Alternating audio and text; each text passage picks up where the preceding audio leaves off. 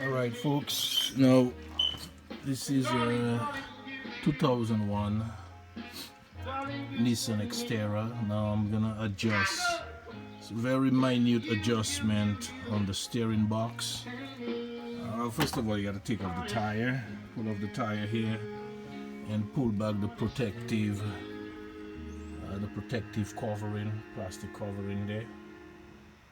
And that's the gearbox right here, and that's the adjuster up top. So you need a 16 millimeter wrench. Put on there, loosen it up. Now this is 16 millimeter, and in the middle right here, it's Allen key adjustment. All right. Now the adjustment on this thing, you have to adjust it at 1/4 turn, no more than a 1/4 turn from where it is.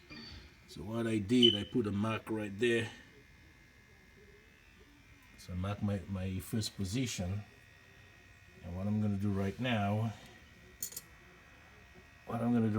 is to adjust it, and I have to use a long enough Allen key so I could do it from the engine side, from on top.